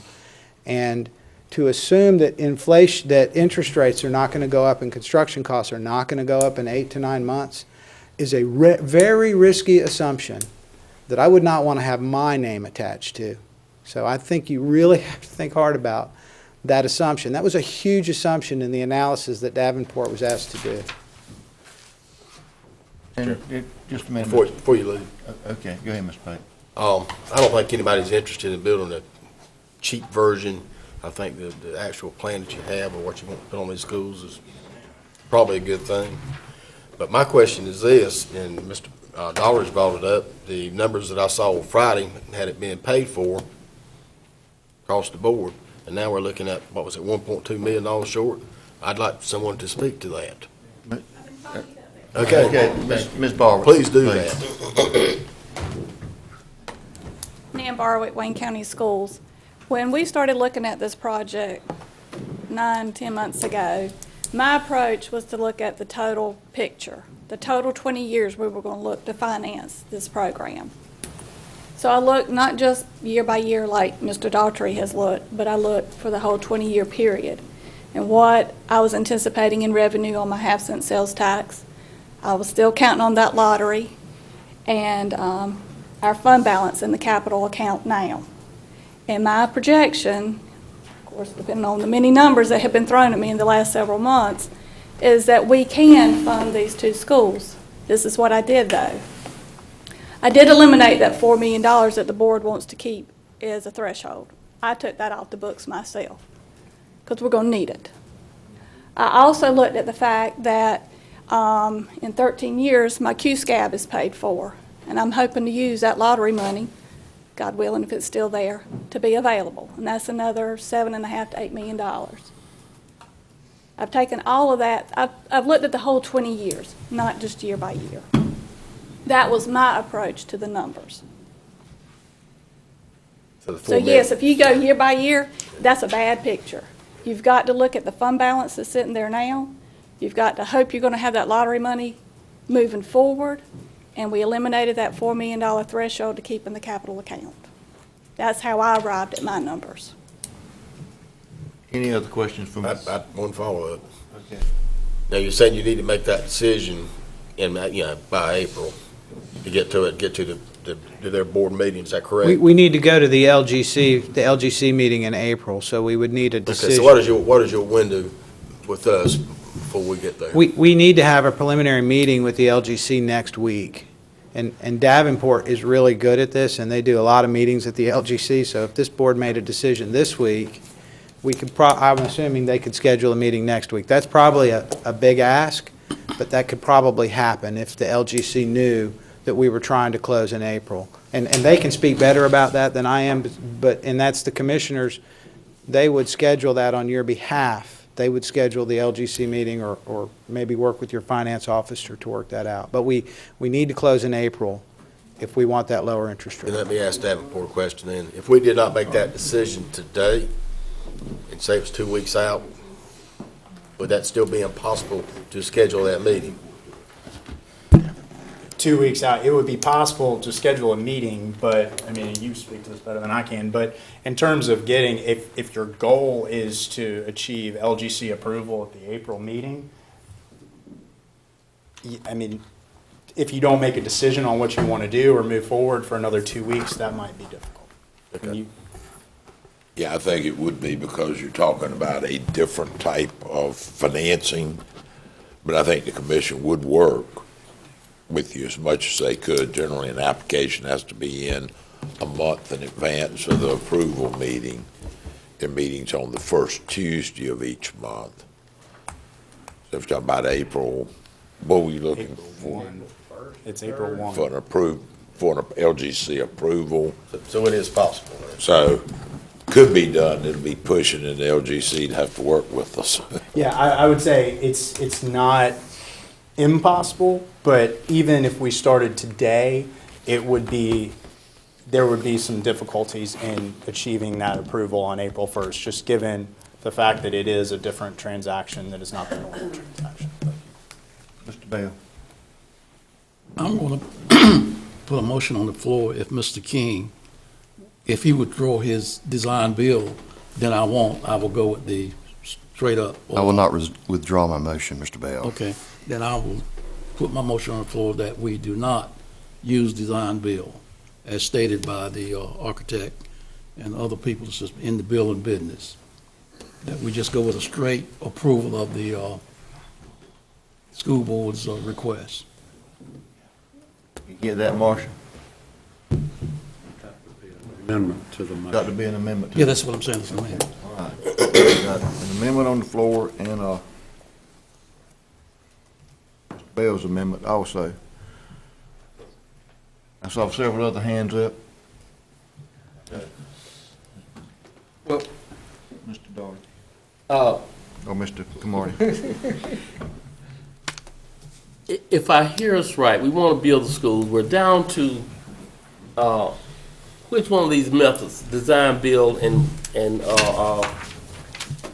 the method that the lease agreement and the method you're going to use. Ms. Borwick has given an overview as to how she perceived it being paid for.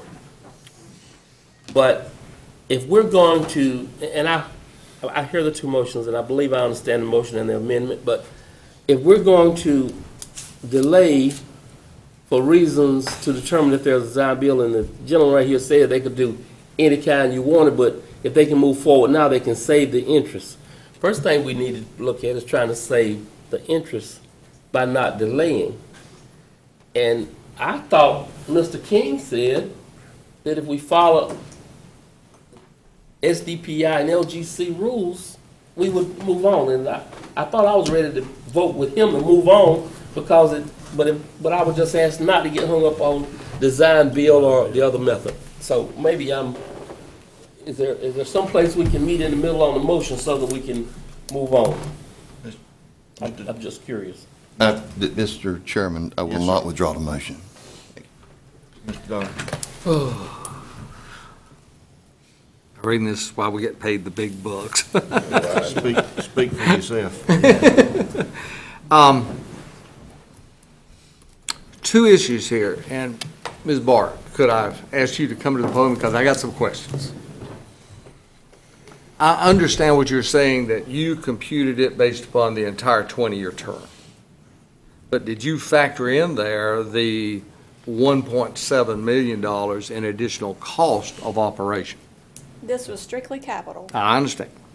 And unfortunately, we've got to look at not only that, but also the operation. Because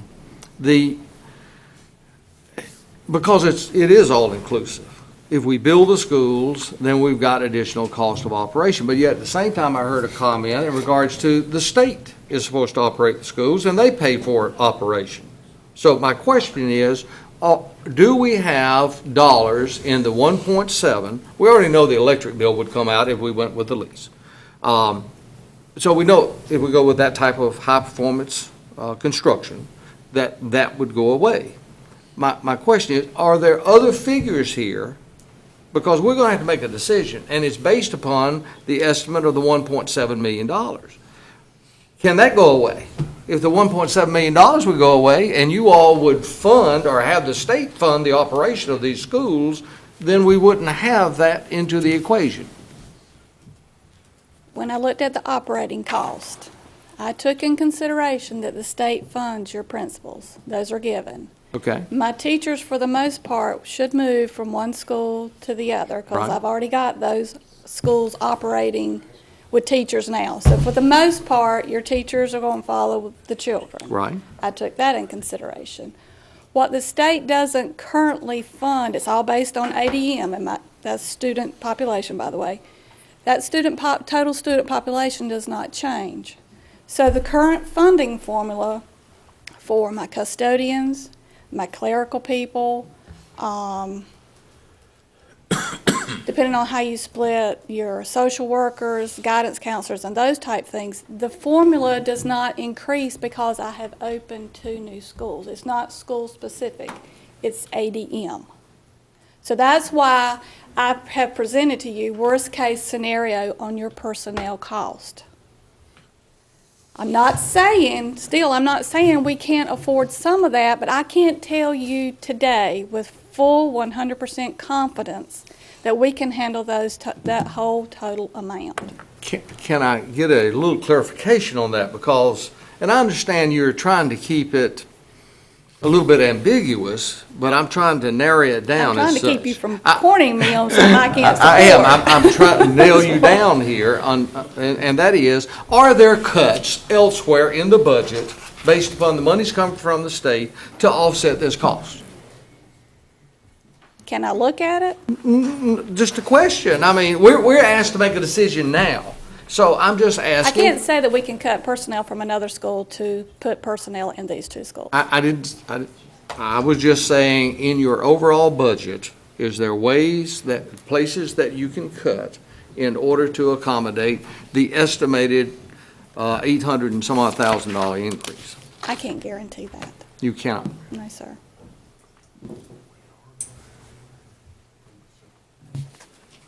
No.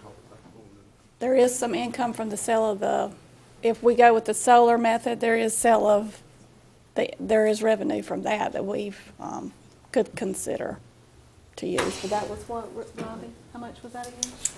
It goes up over time. It was a total of about $5 million. But I understand during the first 5 years, that is going to your company. Is that correct? Well, but what that's doing is going to eliminate the maintenance costs. What that money would do the first 5 years is just eliminate the maintenance cost on the building, or the maintenance on the HVAC and the solar panel. Well, I agree, but the school system's not going to get any revenue from that. Yeah, but they won't have an expense to maintain. Y'all about like eels. I can't get a hold of you. There's no revenue coming into the school system. Okay. Thank you, Mr. Chairman. Anyone else? I was just going to add to that. That could substantially drop your operating costs from the $850 at the worst case. Not only you, because depending on what your maintenance is going to be, and that's hard to say. I'm talking and clarifying in my mind. I'm sorry. Wait. Did you want to add something to what he, please, because we want I all was just going to want to say it information does. I think that was the point of Mr. Pridgeon's comment. It does substantially reduce your operating costs. 850 may not be the 680 or something like that. Maybe take out the electricity electrical part. Of course, I don't know what your maintenance costs are on the schools, on average. If you take out the electrical sales, that's one piece, and then the generation, so there's two components. One is you don't have a power bill, but then you're making money too. So that's actually two different pots of money that would reduce your operating costs. So Net the effect. first 5 years, there's the electrical, and then there would be basically the cost of maintenance. No cost of maintenance on the mechanical systems and the HVAC systems and the solar panels. And then, over time, that amount of money would grow. So if that's money the school system is saving, that is actually money that's money coming. If you save it, you're not spending this, you have it, you're saving it. So the answer to that is technically yes, Mr. That's right. Mr. Chairman, Mr. King? I'd like to call for question on the amendment, please. We will, Mr. King, but I want to make sure everyone has asked the questions before we vote. I understand. That need to be asked. Is there anyone else on the board have any more questions or comments? Can I abstain? So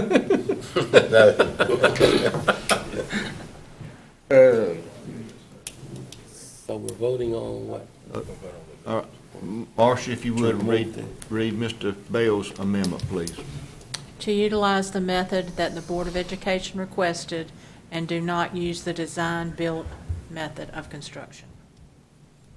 Is everyone clear on Mr. Bell's amendment? Any questions? Yes, I have one. Mr. Mayor? I want to be clear, whether you use the design build or not does not have any effect on the school that you're going to build, the high-performance school. You can still do it under design build. We're going to have a substandard school is what I'm saying. Okay, so if you agree to lease the school, and you would like us to do it design build, we can also do that. It would not add anything, but it won't take anything away.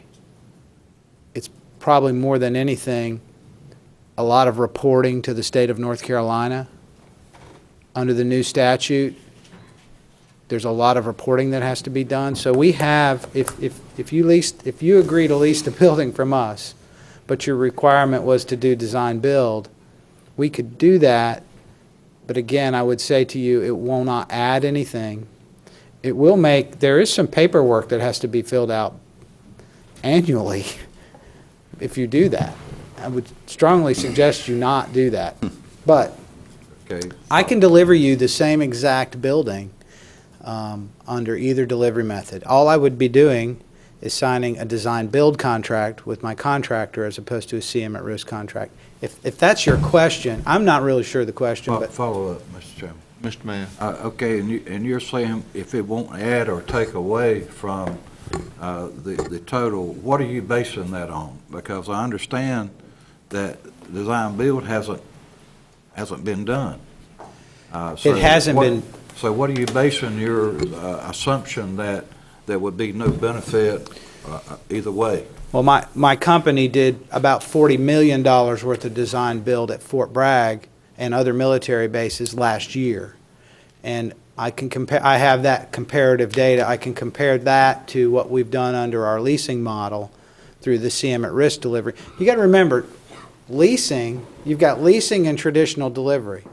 Under the leasing model, I can do design build, CM at risk, or traditional delivery. You do design build, all you're doing is a construction procurement method. It's like comparing apples and oranges.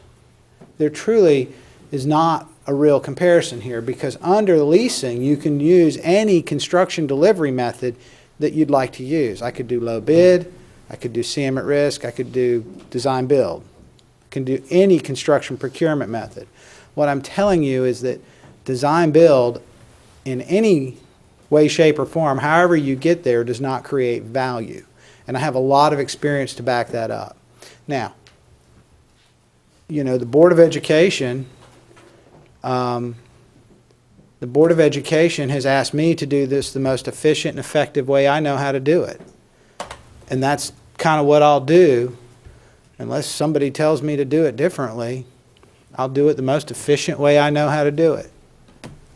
Mr. Chairman. Mr. King? Appreciate the comments.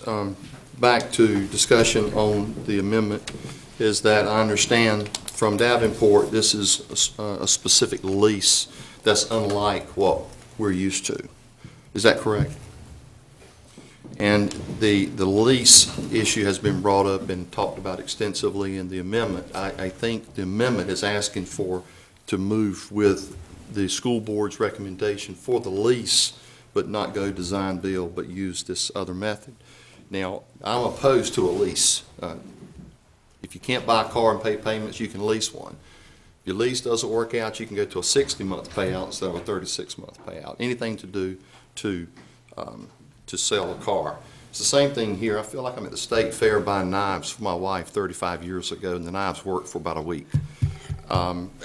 The design build does work. If it didn't work, the General Assembly wouldn't have put it together in the manner that it's put together. DOT wouldn't use it, and it's spending multi-millions of dollars to save millions for the taxpayer. You wouldn't have the design build in your venue, in your licensed architect, contractor, your design build method. You're going to have it in case somebody wants it, just like right now. It looks like we want it. So you've already said it, you can do it, but you said Friday in the meeting that you didn't like design build, but you were in the design build business because that is part of the system. You also just said that the design build is something that's new. Well, you've only got one school in North Carolina that you can hang a hat on, and that's 7 months ago. Show me all the schools that are lined up. You said the other day DPI only has 2 applications. Where are all the people lined up? I've got articles that the lottery funds are in jeopardy that show that the school systems are watching these funding arms. Now, with all of that said, the best way for this county to move forward is, number one, in education, is to trust the school board. That's the first thing, Mr. Chairman and fellow commissioners. Is that, you didn't say that. No, I'm saying it. I'm telling the people right now is that the best way that we can move forward in education is to trust the school board. But I want them to trust us. It goes both ways. Because we've asked some great questions, just like you have presented your case to the school board Friday, that you presented to the facilities committee 3 months ago. And I appreciate you going to the school board and presenting that openly. But the school board's got to trust us in funding. When we took over this past year, Mr. Chairman, this board, the majority of this board lit out in January, and we said our priority was education and cutting taxes and cutting spending. We cut 4 cents off the tax rate. We went from 70.25 to 66.6. Is that correct? 6.65. 4 cents. We had the highest tax reduction of any county, percentage-wise, in this state, out of 100. And we went on record in January, or in the budget, in June, when we approved the budget, that we reduced that rate so we can afford education. That is on record. That's what this commission board said. So it's down to 66 because we could have gone 67 and put $780,000 in the kitty to spend. And it was recommended that we do that, but we did not. We went down another cent. So we've got really, the citizens have to look at sacrificing programs, doing all we can to build these 2 new schools. In the way that Davenport, who we have used for years, has explained it to us today. I'm sold on Davenport's presentation off of all that they have done for the past 15 years, but for the past, since 08, since I've really looked at it. But my motion still stands, Mr. Chairman, and before we vote on the amendment, I just wanted to make that comment. Thank you. One quick comment. Mr. Doherty. Trying to compare apples to apples. Davenport has come here and basically said that the county can borrow money a little less than 4%. In fact, the bondholders are so eager to buy those bonds, they're going to pay a premium to buy them. Am I correct? The bondholders are going to pay a premium to buy bonds of this nature. in this market. in this market. In this market, and that's, regardless of Markets who the, could change, who, no doubt. regardless of who the issuer is, the general consensus is the market wants a premium bond. That's what they're looking for, and that's what we've got here. Well- So it's, Well, I've heard that we need to lock in their interest rate under the lease. Under the lease program, their estimated interest rate was a little over 5. We currently can borrow money less than 4. 1% in interest over 20 years is a huge amount of money. Would you agree with that?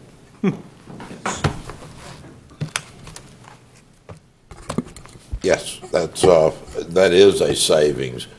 On a lease, and again, not a capital lease, just a lease, you're paying a taxable rate on this financing because the county, under tax law, is not acquiring value. Correct. It's a lease, operating lease. And my understanding, also No. under the design build, would we not be able to avail ourselves of the savings on the sales tax?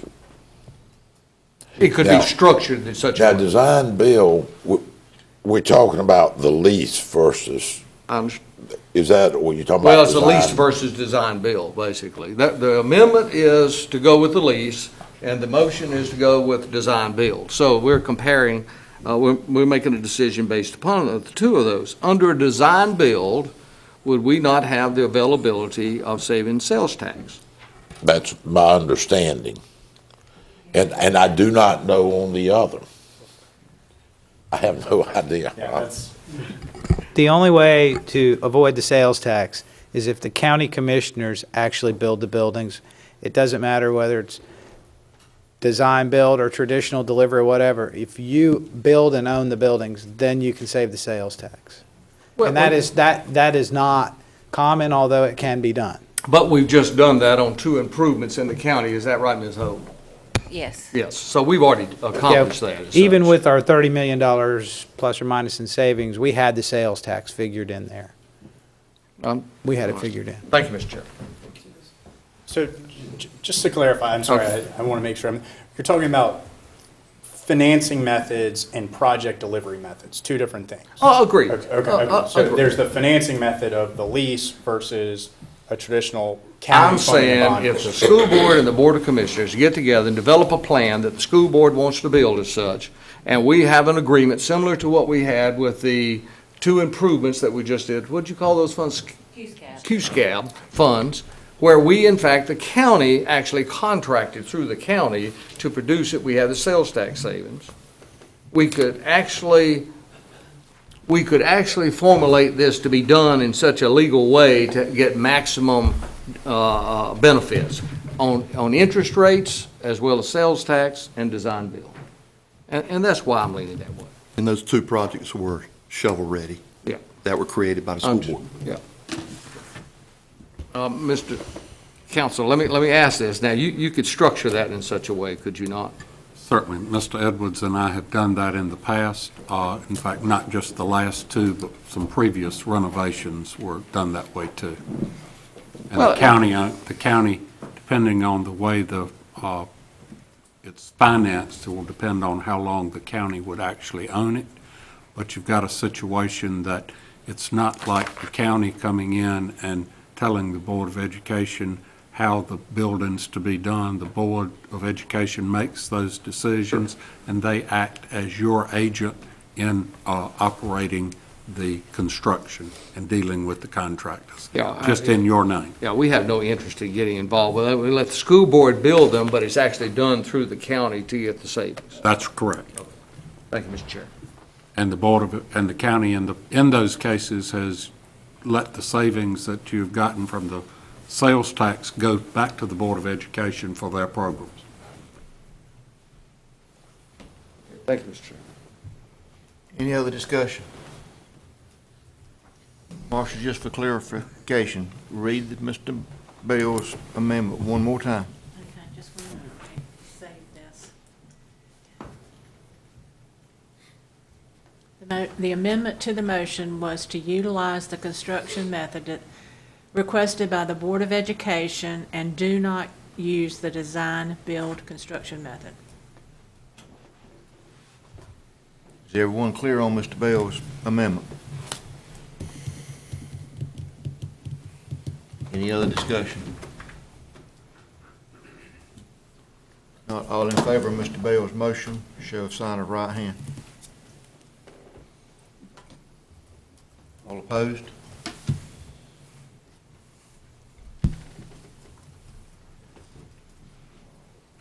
Motion failed with the vote of 5-2. All right, now Marcia, if you would, please read Mr. Keene's.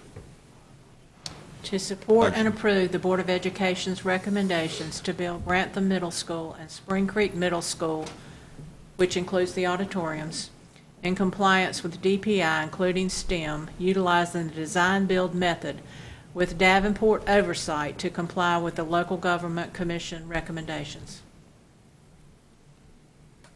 Any more clarification needed? Any more questions? One question, Mr. Camardi. back to the gentleman. With the design-build method that is spoken of, you said you can deliver that and not lose any of the time and the interest and all that.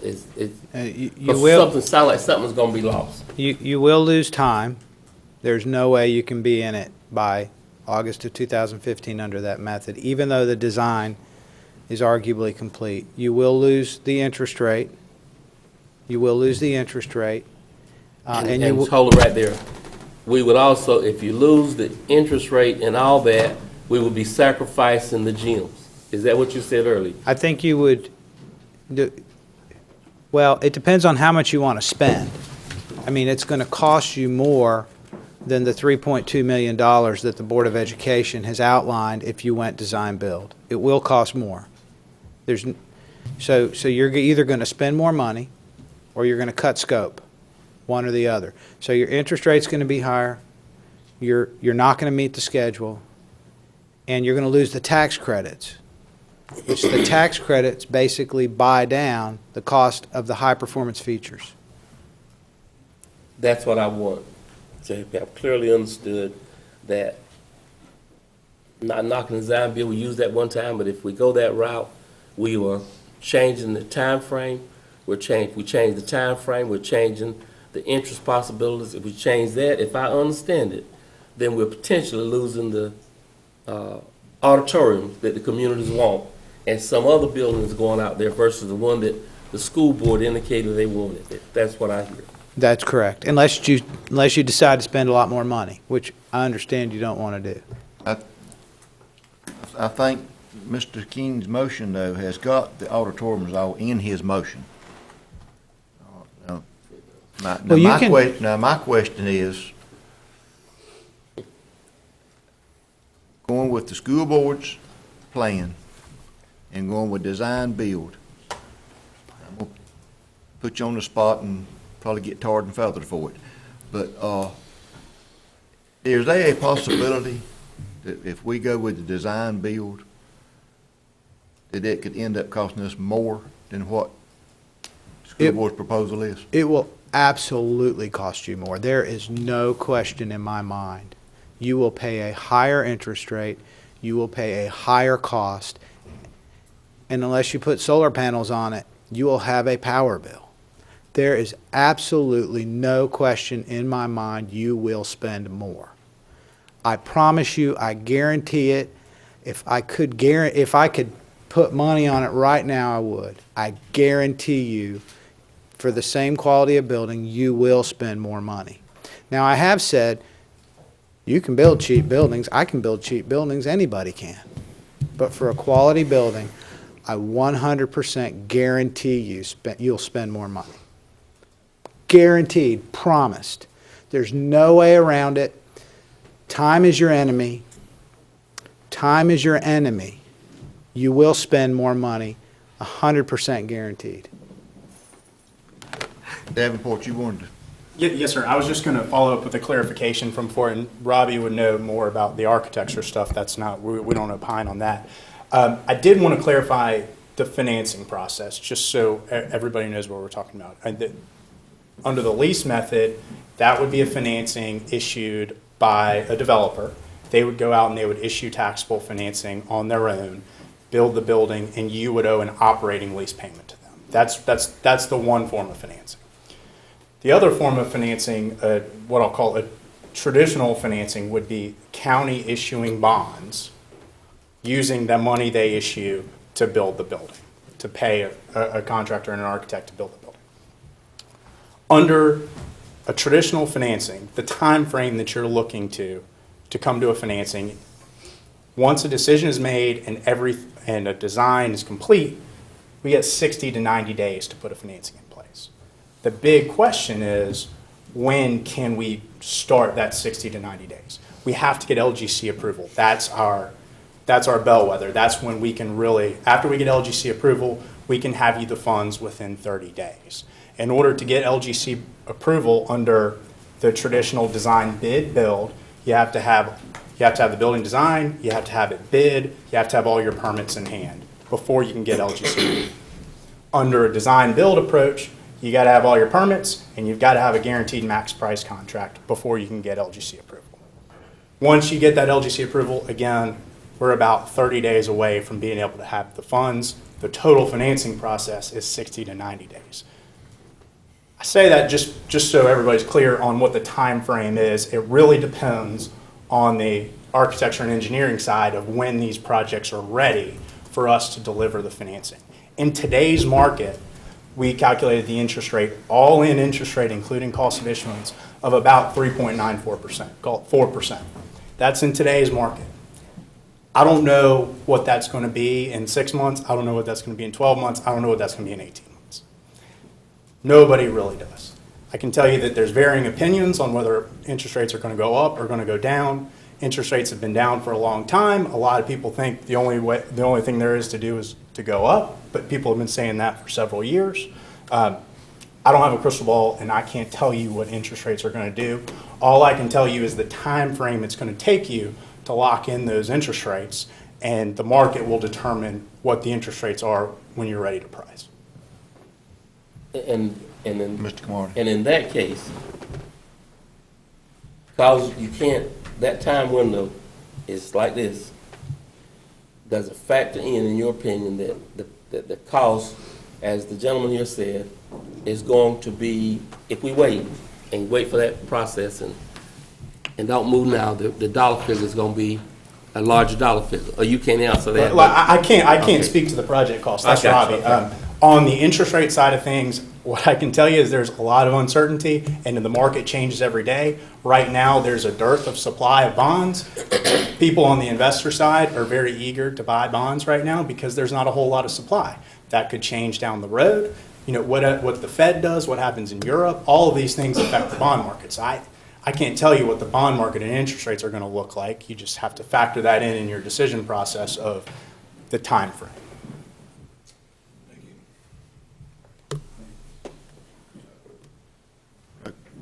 Right quickly. I was just going to say, you know, in terms of the financing, under the lease model, we look at two types of financing. One is a public sale, like Davenport has analyzed for you, where there's premium bonds and discounts and all of that. That's one option for us. And the other is a private placement, okay? We actually would propose both. We will price it both ways. We've already priced the public placement. We will do a quick analysis once you approve it, once you approve the project, before we go to the LGC, we would do an analysis of a public placement and find out whether or not that would be cheaper than a public sale would be cheaper than a private placement. Our current analysis is that a private placement would be cheaper. We actually have a proposal in writing, guaranteed, it's in writing for 4.55%. Okay, taxable, as Bob said. It's a taxable proposal. There's no risk in that, but we have to move to the LGC if we want to eliminate that interest rate risk. That's huge. Is there discussion? We'll talk behind your back. Let's have all of our discussion open, please. I'm sorry. Anyone else? One last little comment. Mr. Doherty. I appreciate you being here today and giving your opinion on a number of those items.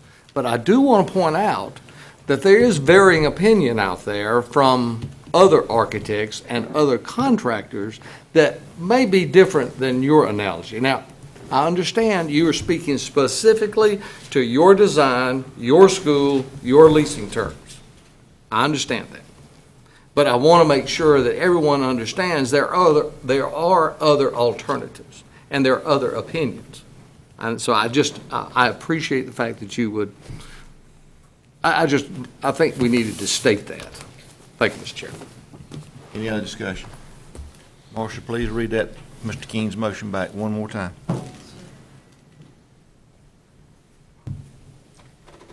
To support and approve the recommendations of the Board of Education to build Grantham Middle School and Spring Creek Middle School, which includes the auditoriums, in compliance with DPI, including STEM, utilizing the design-build method with Davenport oversight to comply with local government commission recommendations. I have a motion on the floor. All in favor of Mr. King's motion, show sign of right hand. All opposed? Motion carries 4-3. Thank you, Commissioners.